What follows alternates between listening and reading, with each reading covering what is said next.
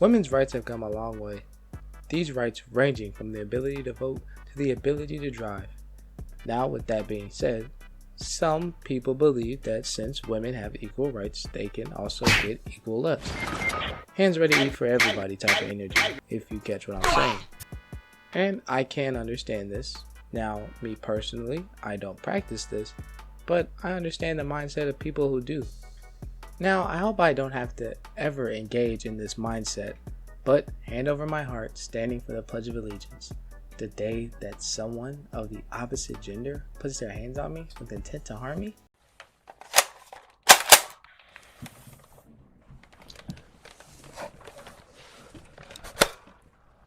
I hope you bulletproof, for this about to hurt. They getting dropped. I'm sorry. That's just how it is. That's just how it's finna be. Primary Lotus on their skull. Like, what you want me to do? Danger is danger, regardless of who or what it's coming from. Which is why in this story I'm finna tell you, I think that the dude handled the situation pretty well. I'm just saying. Now this takes place in my junior year of high school. This is at the end of the day and we're all heading down to the buses. Now at my school, whenever we were leaving at the end of the day, like most American high schools, the hallways were packed. I'm talking Kim K in a Marilyn Monroe dress packed.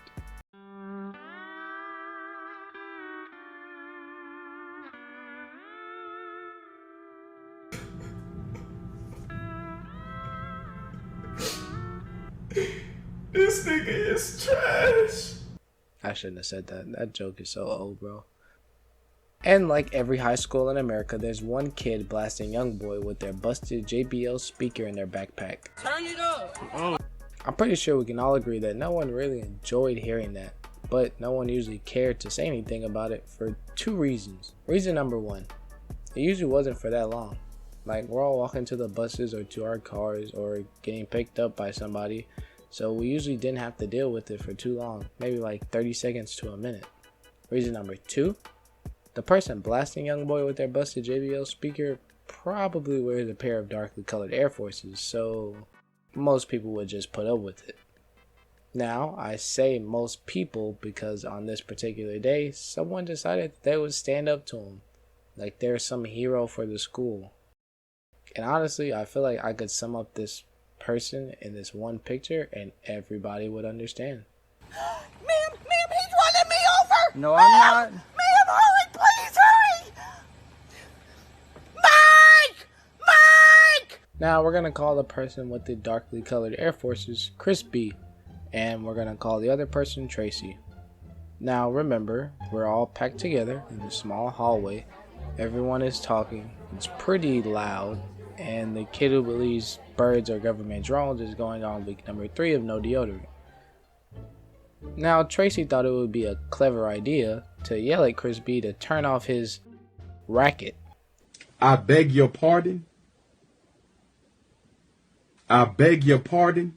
Now we can probably all guess that Chris B didn't take this too well and said, and I quote, Man, you stupid.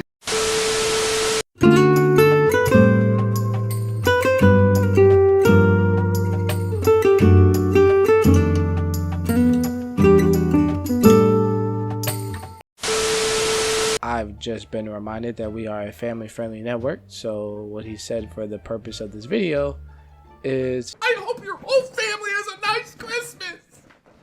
after Chris B communicated his words in a healthy manner, everyone kept moving and we get to the stairs. Everyone kind of just threw the situation behind us because who really cares? But Tracy had other intentions. Now, as we're coming to the bottom of the stairs, Tracy decides to slap his other 2 fists out of Chris B that his ancestors fought so hard to obtain. This initiated the fight or flight reaction in Chris B, and oh boy, did he choose fight. This is the first time in my life that I've been provoked to hit a woman. I'm in danger!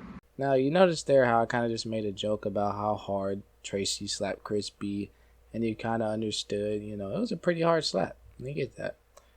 Now, what Chris B did back to her, the speed and just the intensity of his 2-piece combo that he gave her, quite literally, I don't think there's a word in the English dictionary or some type of metaphor or joke that can just really sum up or describe how vicious it was. But I'm finna try anyway though.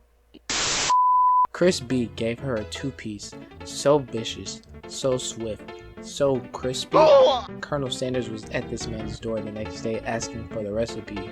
She was absolutely hornswoggled, flabbergasted, and quite possibly that girl was bamboozled.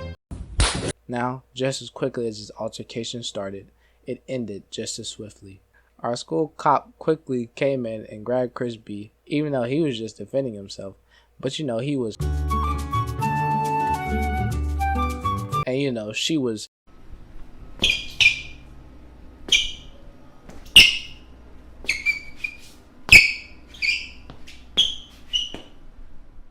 So what are you gonna do about it? Chris B ended up getting suspended, and as far as I remember, nothing really happened to Tracy. Moral of the story? It's not always about the money, Spider-Man. It's about the Mets, baby. Love the Mets. All right, baby. Let's go. Get a home run, baby. Love the Mets. Let's go, Mets. I feel like that was kind of just sudden. I kind of just cut it off. Like, I ended the story. That was it. But I mean, I guess that would fit with like the theme of the story, you know? As quickly as it happened, as quickly as it ended. Just like this video. Ended just like that. Probably you could like cut it off just like right here in the middle of me talking. That would probably make it more interesting. Just cut it off like right here. But then they would be expecting it. So you have to do somewhere where they wouldn't really be expecting it. So it'd be somewhere like right here. But then they'd also be expecting it right there. And so then you would have to